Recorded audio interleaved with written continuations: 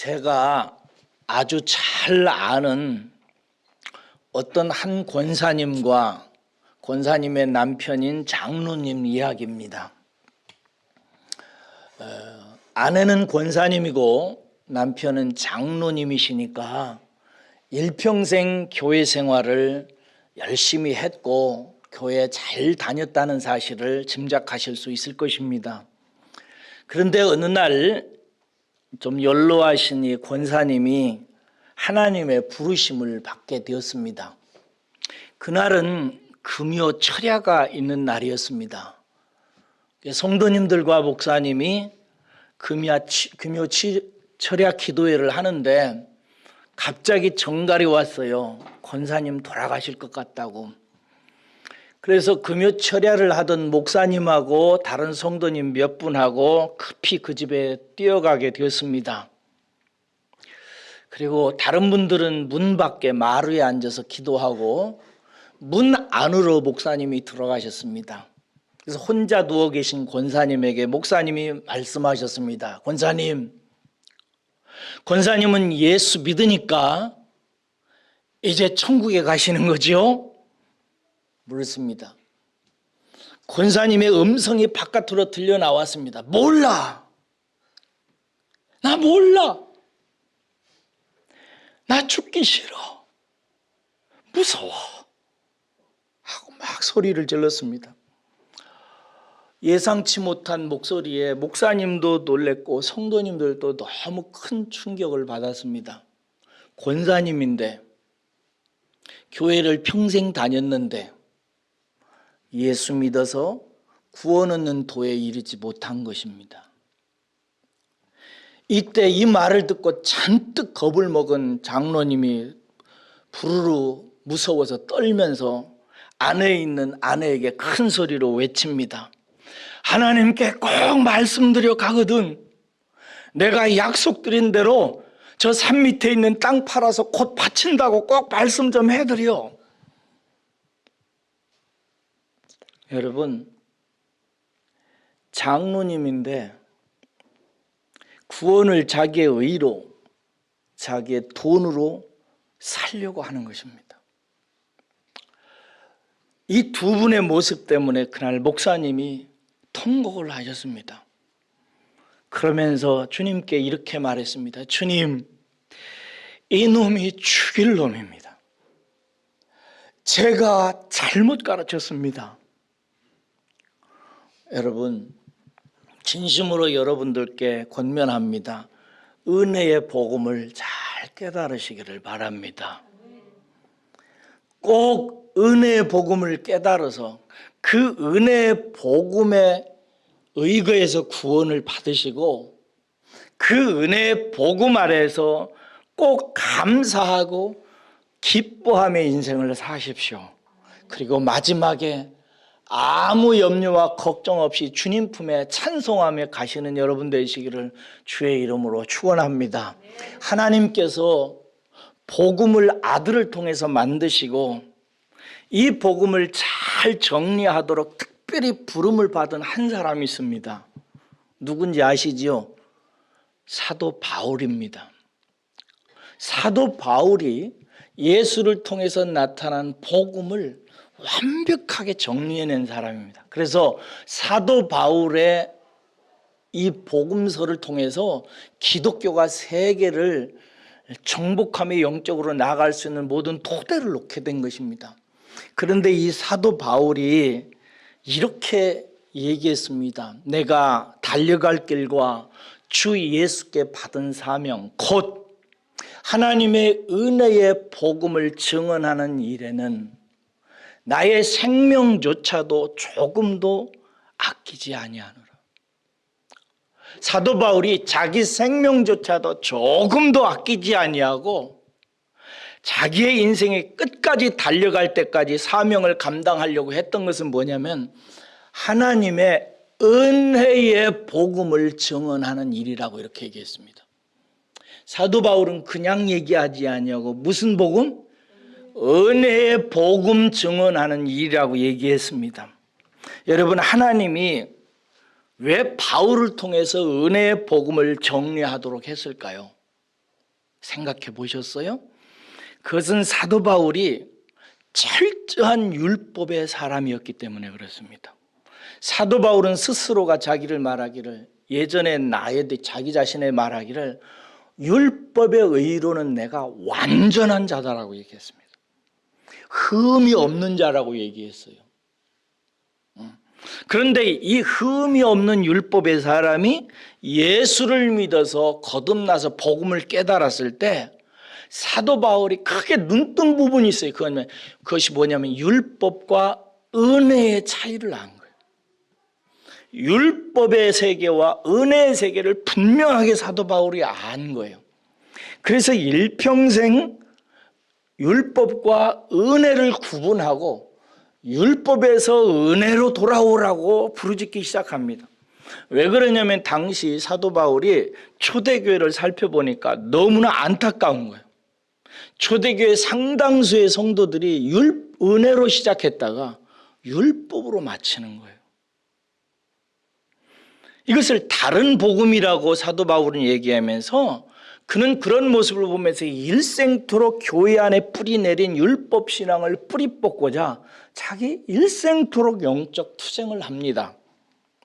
여러분, 제가 보아도 사도 바울이 아니라 저같이 좀 무지한 목회자가 봐도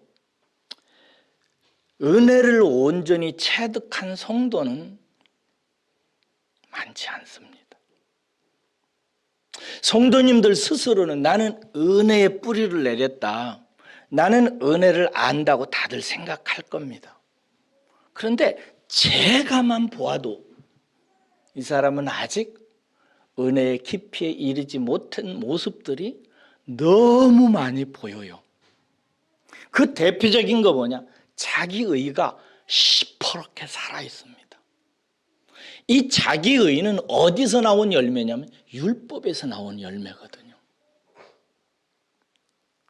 율법에서 뿌리를 내리고 줄기를 치고 꽃을 피고 열매 맺은 자기 의가 오히려 초신자 때보다도 집사가 되고 권사가 되고 신앙생활 오래 한 사람에게서부터 더 두드러지게 나옵니다. 왜 그러느냐? 은혜로 시작했지만 은혜의 뿌리를 내리지 못하고 오히려 율법으로 자꾸 신앙이 굳어져 가기 때문에 그런 것입니다. 그래서 자기의가 가득해요.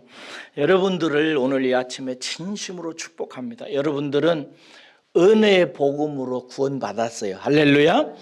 은혜의 복음으로 구원받았으니까 은혜의 복음으로 접근하셔야 됩니다. 뿌리 내리셔야 돼요. 그리고 은혜의 복음 아래서 감사하고 기쁘고 하나님을 찬양하는 신앙으로 생활을 계속해야 됩니다. 그리고 마지막에 하나님 품에 안길 때 나 싫어, 오래 살래, 무서워, 이딴 소리 하지 말고 찬송하며 하나님께 가시기를 주의 이름으로 축복합니다. 어떻게 하면 그러면 은혜의 깊이 뿌리 내릴 수 있을까? 이 중요한 주제를 오늘 여러분과 나누려고 합니다.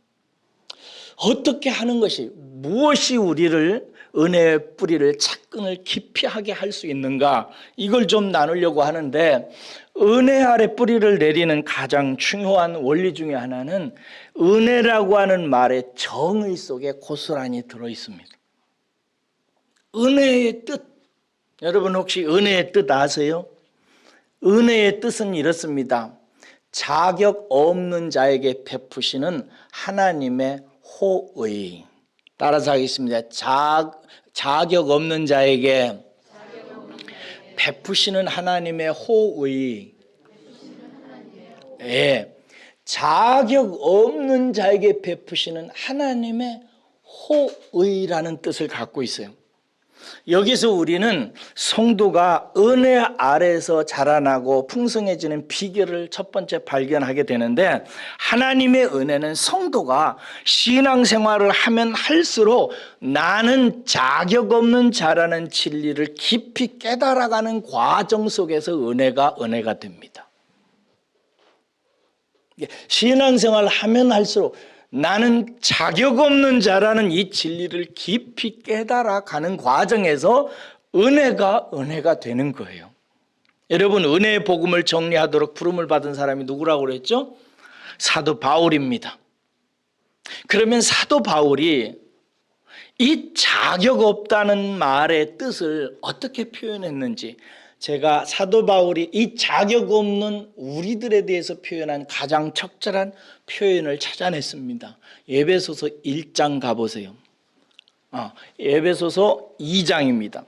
에베소서 2장 1절에서 3절에 보면 우리들이 얼마나 하나님의 은혜를 받기에 자격 없는 자인지가 아주 깊이 있는 표현으로 나와 있습니다.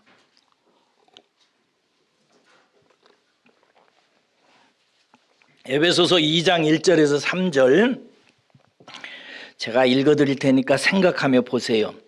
그는 허물과 죄로 죽었던 너희를 살리셨도다. 그때 너희는 그 가운데서 행하여 이 세상 풍조를 따르고 공중의 권세 잡은 자를 따랐으니 곧 지금 불순종의 아들들 가운데 역사하는 영이라. 전에는 우리도 다 그 가운데서 우리의 육체의 욕심을 따라 지내며 육체와 마음에 원하는 것을 하여 다른 이들과 같이 본질상 진노의 자녀이었더니. 여기서 우리가 주목해야 될 것은 1절입니다. 바울은 자격 없는 우리를 어떻게 표현하냐면 허물과 죄로 죽었던 너희라고 얘기합니다. 우리들을 뭐라고 얘기했냐면 허물과 죄로 죽었었다고 이렇게 얘기합니다. 여기서 죽었다, 죽는다라는 말의 뜻을 아시죠? 상관없다, 끊어졌다, 어떤 대상과 단절된 상태를 말합니다. 그 대상은 누구를 말하죠? 하나님. 그리고 하나님의 복을 말합니다. 하나님과의 관계를 말해요. 우리가 죄를 수도 없이 짓고 허물이 많아서 하나님에 대해서 끊어져서 하나님의 축복과 하나님의 은혜에는 상관이 없게 되었었다라고 하는 것입니다. 자격 없다는 뜻은 그런 뜻입니다. 우리는 하나님께 대하여 아무것도 자격이 없습니다.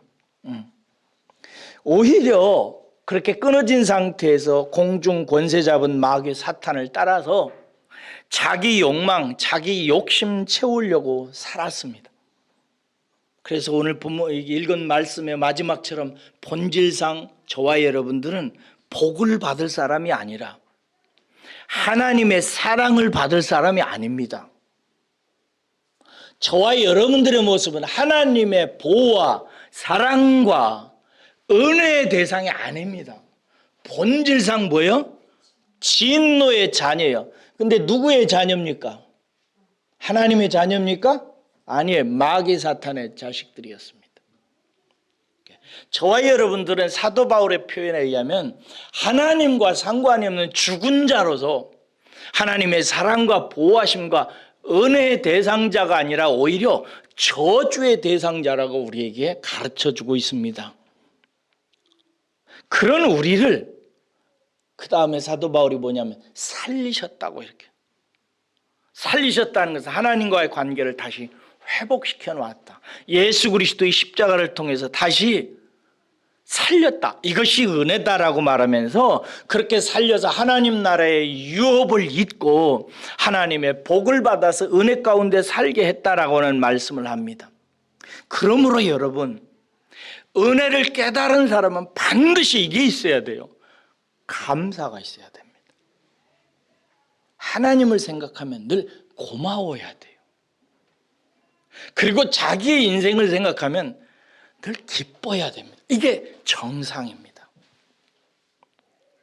자기 자신을 자격 없는 자라는 의식을 깨달은 사람은 내가 이렇게 살아가는 것, 오늘 이 아침에 이렇게 예배 드리는 것, 수많은 사람 중에 오늘 이 시간에 가장 복되게 살게 된 것, 이 사실 자체만으로도 하나님께 두 손 두 팔 벌려서 하나님께 감사하고 찬양하고 영광 돌려야 마땅하다는 의식에 뿌리를 내리지 않을 수가 없습니다. 그런데 이 은혜를 깨닫지 못한 사람은 나는 자격 있는 사람이라고 자기 의가 살아 있습니다. 그래서 이 의식을 가리키는데 자기 의라고 하는데 이것은 어디서 나온 것이냐면 율법에서 나온 것입니다. 율법이 인격적으로 자라나서 열매를 맺으면 우리 속에 자기 의가 세져요. 그래서 내 환경이나 내 아들과 딸이나 내 직장이나 나의 어떤 모습이 내 마음에 들지 않으면 이 자기의라고 하는 교만이 내 속에 성품으로 자리 잡기 시작하면 인생에 불평이 많아져요. 불만이 많습니다. 실족하고 넘어지고 원망합니다. 오늘 예배 드리는 것은 조금 여러분 제가 오늘 이 표현을 많이 씁니다만은 오늘 이 시간에 인생이 누릴 수 있는 최고의 은혜를 여러분들은 지금 누리고 있습니다. 인정하십니까? 세상에 어떤 사람보다도 여러분들은 하나님의 지금 최고의 은혜를 누리고 있는 것입니다. 그런데 세상 모든 사람 중에 지금 여러분들이 가장 좋은 은혜를 누리고 있는데 여러분들은 기쁘십니까? 감사하십니까? 그게 없어요, 별로. 그렇게 마음에 그런 마음이 뿌리내리지를 못하는 거예요. 뭔가 다른 것을 더 추구하고 더 많은 것을 원하고 나는 그런 것에 합당한 자라고 스스로가 생각하는 자기의가 인격의 뿌리로 내려져서 속에 은근한 불평과 원망과 슬픔과 좌절과 낙심 같은 게 자리 잡고 있어요. 여러분, 은혜를 잃게 되면은 은혜로 사람이 이제 성도가 믿음 생활을 시작했다가 은혜의 뿌리를 내리지 않냐고 은혜를 잃어버리기 시작하면은 세 가지 인격의 부패 현상이 나타납니다. 제가 이것을 영어로 신학자들이 얘기하는 것을 corruption이라고 하는 단어를 사용하는데요. 이 말은 부패했다는 이런 말이에요. 첫 번째 무슨 인격적 부패 현상이 나타나냐면요. 은혜에 대한 감각에 문제가 생깁니다. Corruption of the sense of grace. The sense of grace. 은혜에 대한 감각이 corruption, 부패해버리는 거예요. 그래서 이 사람이 은혜에서 끊어져 나가기 시작하면 사실은 은혜 아래 살고 있으면서도 감사와 기쁨이 감각으로 느껴지지 않아지기 시작합니다. 이유가 뭐냐면요. 하나님의 은혜를 보고 귀로 듣고 살아도 감각이 없어지는 거예요. 왜냐하면 자기 의에 사로잡혀서 이 감각을 상실하고 율법 때문에 은혜에서 멀어져서 그리스도에게 끊어져 가고 있기 때문에 이 감각이 자꾸 없어져 가는 거예요. 여러분 지난주 한 주 살면서 감사하다고 하나님께 몇 번 말씀드렸어요. 하나님 내 인생은 참 좋은 인생입니다. 기쁩니다. 혹시 한 번도 하나님 앞에 안 한 사람 있지요? corruption 된 것입니다. 부패한 거예요. 뭐가? The sense of grace.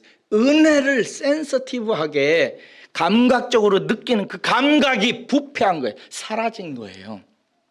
왜 그러느냐? 옛날 이스라엘 사람들이 그렇게 은혜를 입었잖아요.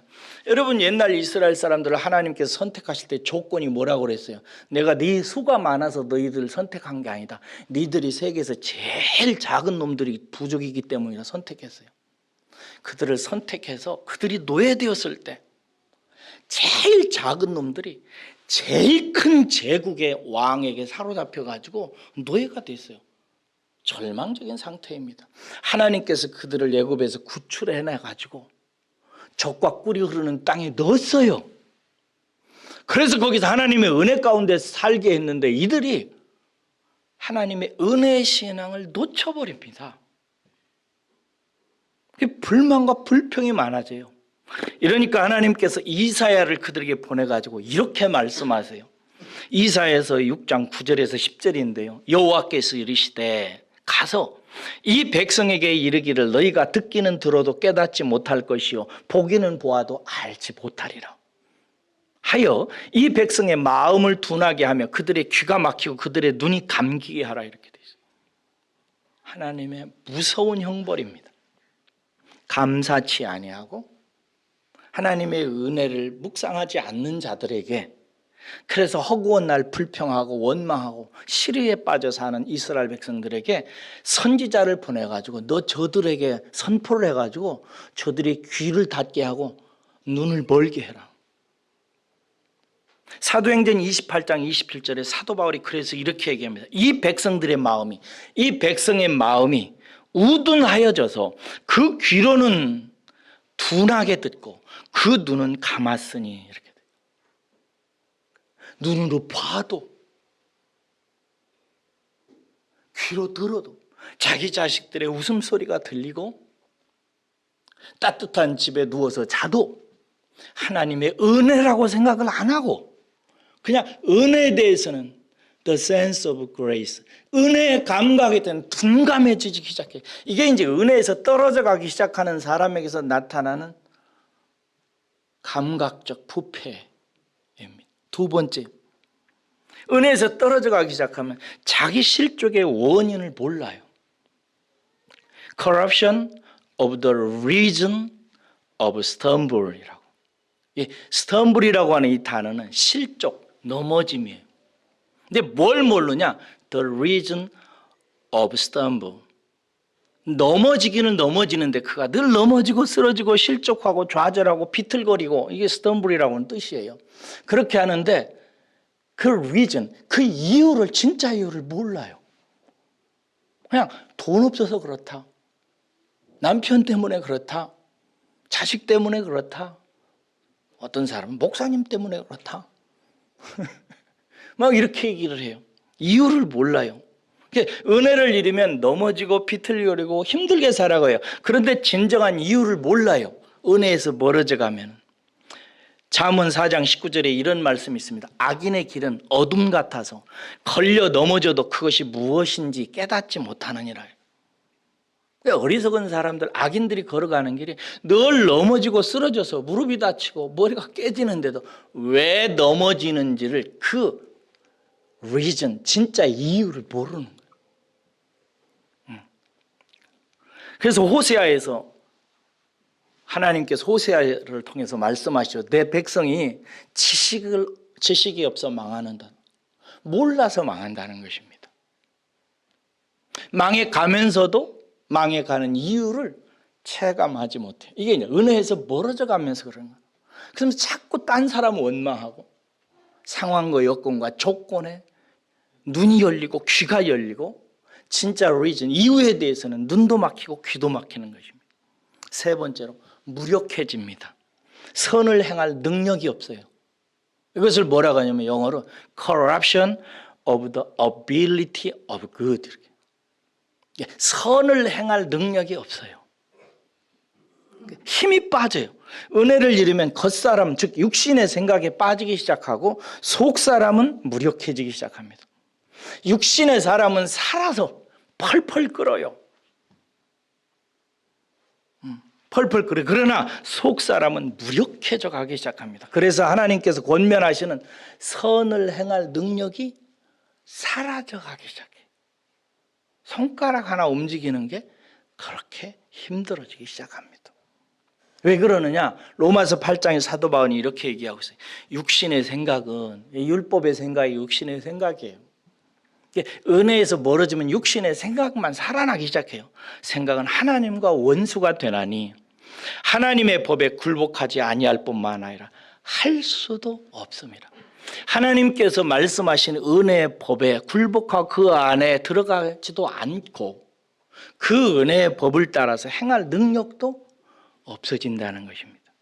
여러분, 이것이 자기의 은혜에서 멀어진 성도들의 내적인 인격의 실상들입니다. 왜 그러는가? 자기가 아무런 자격이 없는 자라는 이 은혜를 받는 기초 원리가 탄탄하게 뿌리가 내려지지 않아서 그래요.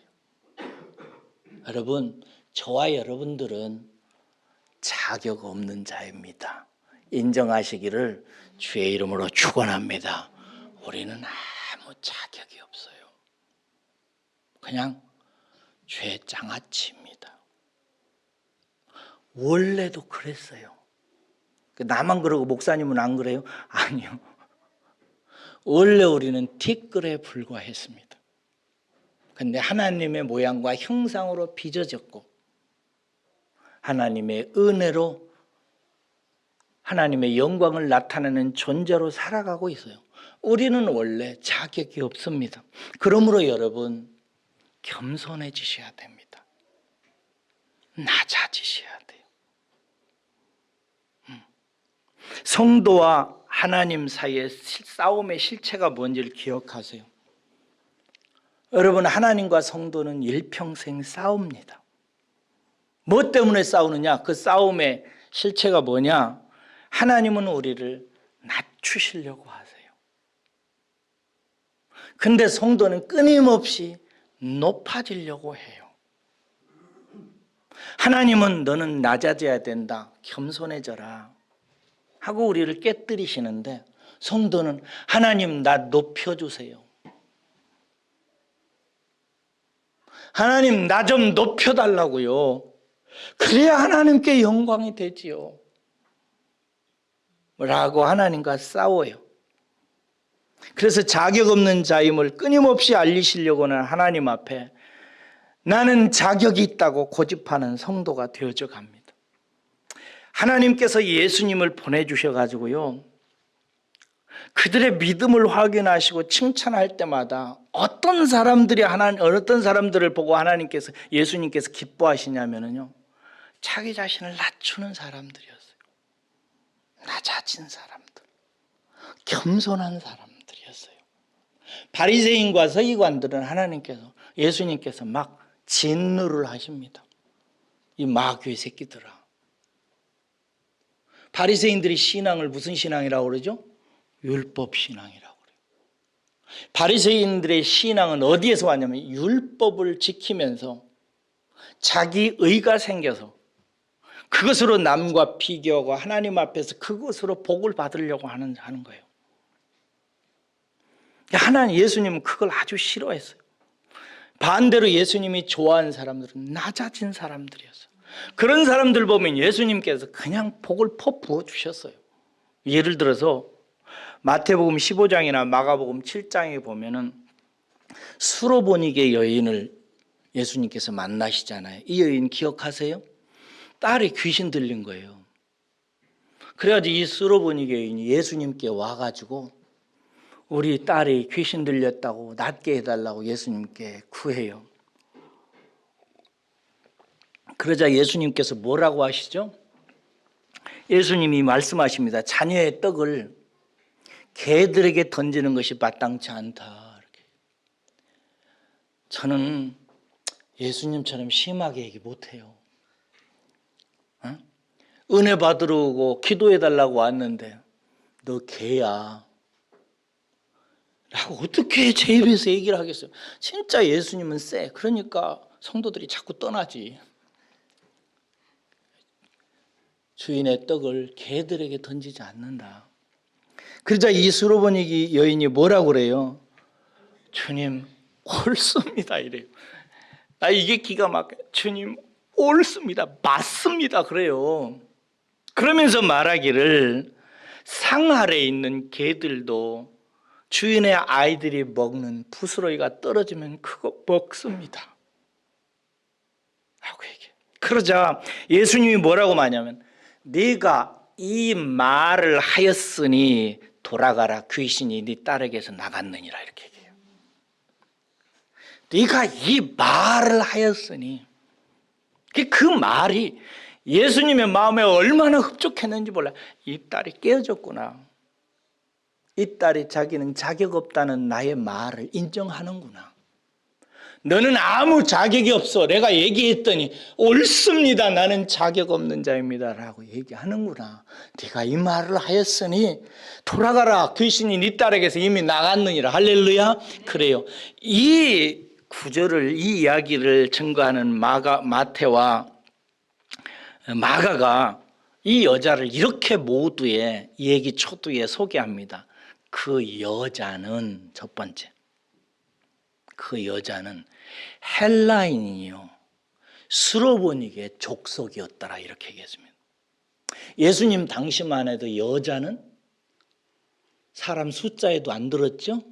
투표권 자격이 없어요. 그 여자는 헬라인이요. 히브리인들에게 헬라인은 자격이 있어 없어? 개 돼지 취급했잖아요. 자기 헬라인이요. 세 번째 수로보닉의 족속이다. 수로보닉 이방 한 부실한 족속 출신이에요.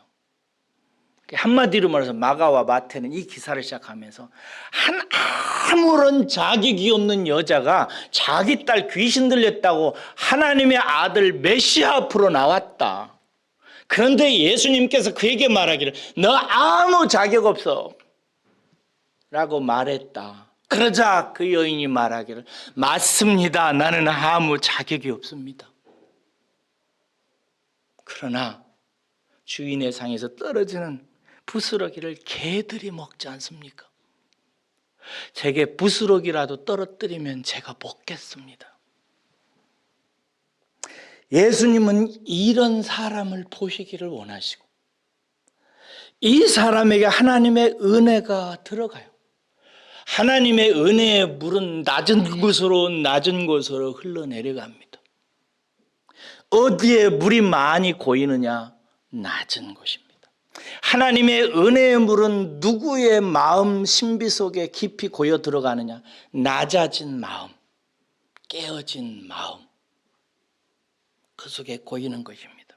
하나님은 그래서 당신이 택하신 자녀들을 완전히 이렇게 겸손하게 무너뜨리기까지 하나님이 싸우세요. 성도와 하나님과의 싸움이 이거예요. 이것을 보여주는 것이 야복강가에서 하나님과 야곱과의 싸움입니다. 야곱이 자기 꾀로 살아요. 그렇게 하나님이 태어나기 전부터 택정하시고 그렇게 사기치고 아버지 속이고 형 속이고 할 때도 실패자가 되어서 도망할 때도 돌베개에 잠을 자고 있는 그에게 환상 중에 꿈 속에 나타나서 나는 내 여호와 하나님이다. 너가 가는 곳에 내가 너와 함께 있을 것이다. 염려하지 마라. 너는 내 복을 받아 살 것이다. 했는데도 자기 꾀를 가지고 살아요. 자기 생각을 가지고 산다고.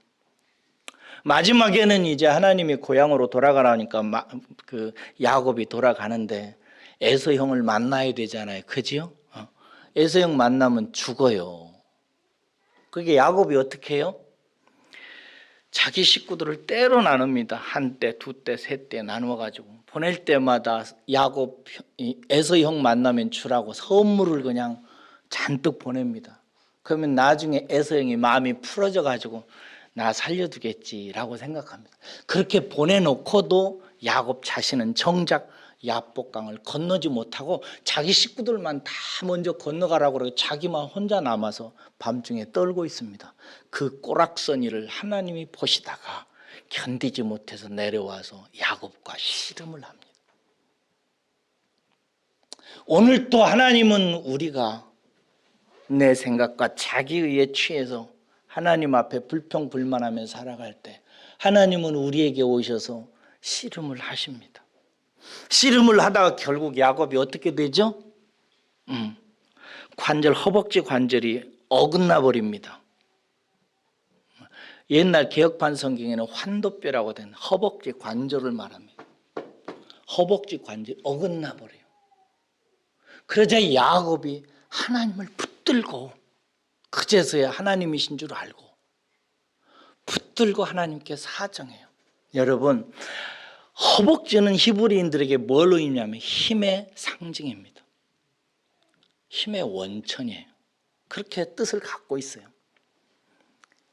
야곱은 하나님 어떤 자가 와서 자기의 환도뼈를 부러뜨려서 자기의 힘을 완전히 뺐을 때 야곱은 알아봤어요.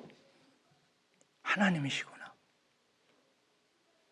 그동안 이 부분이 불안했는데 하나님이시구나. 그동안 하나님이 나보고 하나님의 은혜로 살아가라고 했는데 내 뜻과 내 생각으로 살았는데 나 이제 힘 하나도 못 쓰게 만드는구나. 힘 못 쓰게 만드는 이분이 하나님이시구나 라고 생각하고 하나님을 붙들고 나 살려주세요. 나 복 주세요. 하나님께 간구합니다. 여러분, 여러분의 환경을 통해서 여러분의 살림살이를 통해서 하나님이 환도뼈를 어긋나게 하는 것 같이 여러분을 힘 빼시는 것 같거든. 그것이 하나님의 힘 빼시는 은혜라는 사실을 기억하시고 하나님 붙드시기를 주의 이름으로 축원합니다. 낮아져야 돼요. 겸손해져야 됩니다. 왜 이렇게 하실까요? 하나님이 우리를 예수 그리스도 안에서 구원했을 때 우리의 인생이 바뀌어졌기 때문에 그래요. 예전에 예수 믿기 이전하고 지금하고는 우리의 인생이 완전히 다릅니다. 어떻게 다니? 옛날에는 세상 나라의 시민으로 살았어요. 지금도 여러분들이 대한민국을 생각하면서 우리나라라고 이렇게 생각하시는 분들 많은데 저도 그렇게 생각은 하거든요. 삼각 그렇게 생각이 들 때마다 늘 고쳐 생각하시기 바랍니다. 우리는 세상 나라에 살았지만 예수 그리스도 안에서 하나님 나라의 백성이 되었습니다. 믿으시기를 축원합니다. 나라가 바뀌어져 있어요. 세상 나라에 살 때는 법 아래 있습니다. 대한민국은 법치주의 국가예요. 법 아래 있어요. 근데 하나님의 나라에 옮겨진 사람들은 은혜 아래 있습니다. 이 말씀이 어디에 나오느냐? 로마서 6장 14절에 나와 있습니다. 우리는 이제 더 이상 법 아래 있지 않냐고 은혜 아래 있다고. 우리는 내가 뭐 잘해가지고 자격을 갖추어서 대학 가고 돈을 가지고 극장 안에 들어가고 내가 대가를 지불하고 음식을 먹고 이런 세상 속에서 육체는 살고 있어요.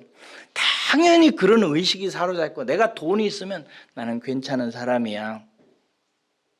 나는 어떤 자격증 몇 개 가지면 나는 자격이 있어 라고 생각하는데 아주 체질적으로 길들여집니다. 그런데 저와 여러분들은 예수 그리스도 안에서 세상 나라에서 하나님 나라로 옮겨졌습니다. 이걸 깨달으시길 바랍니다. 세상 나라에 옮겨진 사람은 법에 의해서 사는 사람이 아닙니다. 은혜 아래 있습니다. 할렐루야. 하나님의 은혜의 통치 아래 있어요. 여러분들에게 필요한 것 하나님께서 필요한 줄로 다 아십니다. 다 아세요. 그래서 우리에게 적절한 것으로 주세요. 은혜 아래 있습니다. 은혜 아래 있는 사람은 은혜가 무엇인지는 기초적으로 알아야 돼요. 내가 하나님의 은혜가 풍성하게 임하는 하나님 나라의 신민으로 살아가는데 은혜가 뭔지는 늘 기억해야 돼요. 은혜는 자격 없는 자에게 베풀어 주시는 하나님의 호의예요. 하나님의 나라에 부름을 받은 사람들은 영원토록 하나님을 찬송해야 되는 자로 부름을 받은 거예요. 왜? 하나님께 대해서 죽었는데 본질상 진노의 자녀인데 긍휼과 은혜가 풍성하신 하나님께서 아들 예수 그리스도를 우리에게 보내주셔서 우리를 하나님께 대해 살리시고 하늘의 풍성한 은혜로 살게 하심을 입은 자들인 거예요. 그래서 이것을 기억해야 돼요. 우리는 율법의 정신이 자기의로 살아가는 사람이 되어서는 안 되는 것입니다. 그 삶에 대해서 아예 죽었어요. 상관이 없다고. 그런데 처음에 예수 믿을 때는 그 의식이 확 살아나요. 복음을 깨달으면. 그래서 막 찬송하거든요. 하나님께 감사하고 기뻐하고 이러거든요. 근데 살아가면서 집사직을 딱 맡으면 내가 이제 집사야. 이 의식이 있어요. 권사 받잖아요. 나는 교회에서는 이제 더 오를 곳이 없어. 목사님들이요. 어떤 목사님들이 얘기하는 전혀 성경적이지 않고 교훈적이지 않는 말씀이 있어요. 그게 뭐냐면 제가 어떤 교회에 25년사 역사책 교회사를 썼어요. 근데 그 교회사를 쓰면서 그 원로 목사님과 통화하는데 그 원로 목사님이 저에게 이런 권면을 하셨어요. 이종호 목사님은 나중에 교회가 좀 커지거든. 절대 장로 세우지 마시오. 그래서 제가 아유 목사님, 우리 교회가 장로님이고 장로교회고 목사님도 장로교회인데 왜 장로를 안 세워요? 우리는 장로 정치 체제를 갖고 있는 당연히 세워야죠. 그랬더니 몰라 저는 소리야. 장로 세우지 마라. 그 인간들이 말이야 평시 때는 목사님 하나님 은혜하고 감격해. 근데 집사 되고 권사 되고 장로쯤 돼서 장로 딱 세우잖아. 그럼 장로 위에는 더 이상 올라갈 데가 있어 없어? 없어요. 그래서 당회를 하면 목사님하고 동일한 의자에 같이 앉아서 한다는 거예요. 교만해져 가지고 발 딱 끼고 앉아있다. 교회에서 장로석을 따로 만들어 놓잖아요. 장로님들이 딱 서가지고 다리 꼭 저기 팔 끼고 다리 딱 꼬고 이러고 예배 드리는 사람 많습니다. 그 자세가 어디서 나와요? 자기 의에서 나오는 거예요. 자기가 자격 없는 존재임을 다 잊어버렸어. 왜? 열심히 주차 관리해서 집사 닦고 헌금하고 투표해가지고 장로 되고 자기가 교회 오랜 세월 동안 살아서 할 만큼 했거든요. 자기도 모르는 사이에 자기의가 가득 차서 은혜로 시작했다가 율법으로 꽃을 피우고 있는 사람들이기 때문에 그렇습니다.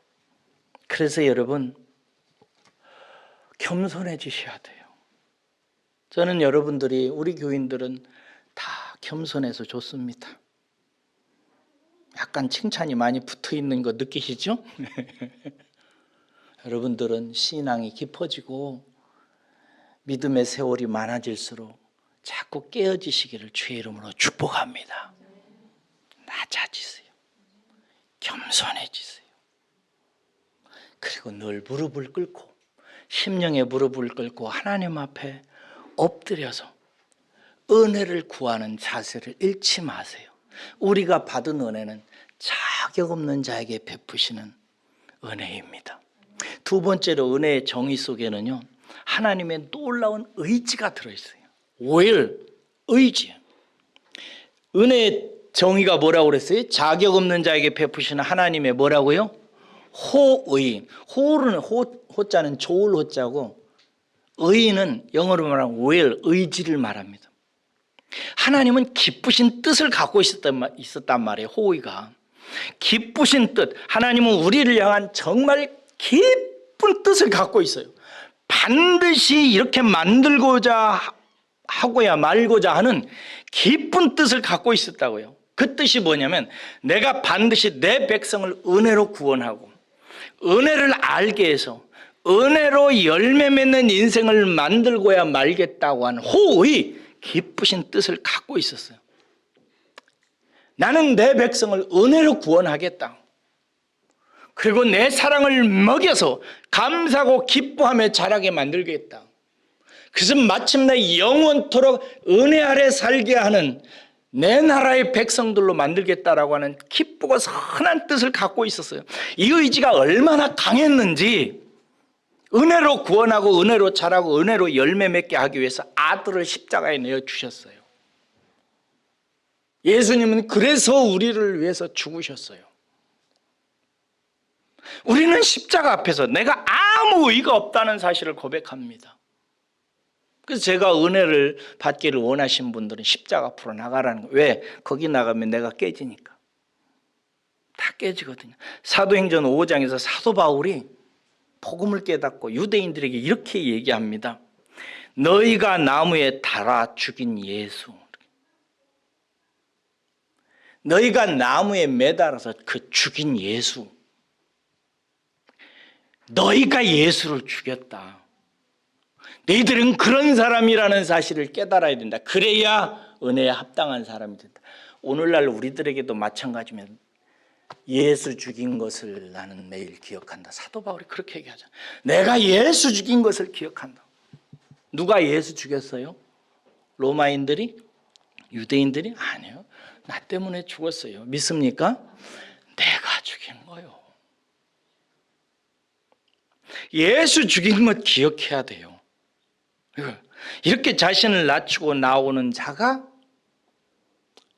은혜를 잘 받습니다. 뭘 하든지 하나님, 저는 아무것도 아닙니다. 저는 아는 게 별로 없어요. 하나님, 저를 불쌍히 여기시고 저에게 은혜를 주십시오. 은혜의 감각이 살아나게 하시고 넘어지고 쓰러질 때마다 왜 넘어지는지를 잘 분별을 깨닫게 하시고 하나님이 선한 것을 행하라 하고 복된 것을 행하라 하시는 것을 능히 감당할 수 있는 은혜를 주십시오. 우리는 은혜 받아야 할 수 있잖아요. 오늘 말씀은 여러분, 이 은혜가 오직 예수 그리스도께로부터 왔음을 우리에게 알립니다. 보세요. 율법은 모세로 말미암아 주어진 것이요 은혜와 진리는 예수 그리스도로 말미암아 온 것이라. 이렇게 돼 있어요. 내가 죽인 예수 그리스도로 말미암아 내가 받게 되었다. 내가 십자가에 매달아 죽인 그 예수 그리스도를 통해서 나에게 온다. 여러분들이 뭔가 좋은 것을 받게 되는데 그 좋은 것을 받게 될 때마다 여러분들이 살인한 사람을 만나고 오라고 얘기하면 여러분들이 어떻게 그 선물을 받으러 가겠어요? 제가 우리 최정혜 권사님에게 1억 원을, 돈은 없지만 주겠다 하는데 최정혜 권사님이 한 사람을 살인을 했어. 처참하게 살인을 죽였어. 근데 제가 매달 올 때마다 1억 원씩 생활비로 드리겠습니다 하면 최정혜 권사님은 얼마나 좋겠어. 할렐루야 막 이러면서 목사님 1억 원 또 한 달 다 돼가요. 1억 원 준비됐나요? 주세요.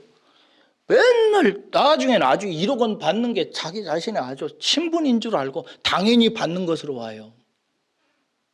성도가 이렇습니다. 근데 제가 살인한 적이 있는 최정혜 권사님에게 저에게 1억 원 받으러 올 때마다 당신이 죽은 그 살인자의 무덤 앞에 가서 확인하고 나에게 와서 받아가세요 라고 얘기한다면 그 무덤에 가서 내가 살인자지 라고 생각하고 확인하고 나에게 와서 받을 때마다 내게 받는 것이 나는 이런 받을 자격이 없는 살인자야 라고 하는 의식이 늘 살아있을 거 아니에요? 하나님께서 우리에게 은혜를 주실 때 예수 그리스도를 통해서 받게 하셨습니다. 그 예수는 누구인가? 내가 죽인 예수요. 나 때문에 죽은 예수. 그 예수의 이름으로 하나님의 은혜를 받게 하셨습니다. 왜 그랬을까요? 우리가 자격 없는 자라는 사실을 철저하게 인정하게 하시는 것입니다. 사랑하는 여러분, 지금까지 살아온 모든 삶에서 자기 의를 다 빼세요. 내가 얼마나 참았는데, 내가 얼마나 힘썼는데, 내가 얼마나 헌금했는데, 내가 얼마나 충성했는데, 내가 얼마나 어렵고 힘든 상황에서 인내하고 참고 사랑하며 살았는데 하나님이 이럴 수 있나요? 라고 생각하며 하나님께 요구하는 자기의 의를 다 빼내세요. 그것은요, 하나님의 은혜의 결과이지 여러분들에게서 나온 것이 아니에요. 특별히 예수 믿고 나서 여러분들이 하나님 앞에 행한 모든 행위 중에서 자기 의는 여러분께 아니에요. 제가 사도 바울의 이런 비유를 여러분들에게 설명했어요. 우리는 원래 돌감람나무에 붙어있는 가지였는데 그 돌감나무에 붙어있는 가지인 우리를 하나 또 끊어내서 참 감람나무인 예수 그리스도께 접붙였다고 그랬죠? 그래서 우리는 옛날에는 돌감람나무 가지였는데 이제는 참 감람나무에 접붙여진 가지예요. 그러면은 돌감람나무였던 가지가 참감람나무 가지에 붙어서 3년쯤 되면 열매를 맺는다고 그랬어요. 그러면 그 열매가 돌감람나무 열매일까요? 참감람나무 열매일까요? 이거 할 때마다 조심해야 돼요. 혀가 안 돌아가서. 참감람나무 열매지요? 그것은 돌감람나무 가지 때문에 맺었어요? 아니에요. 참감람나무에 붙어 있어서 그 즙과 영양분이 들어와서 돌감람나무 가지임에도 불구하고 참감람나무 열매가 맺혀진 거예요.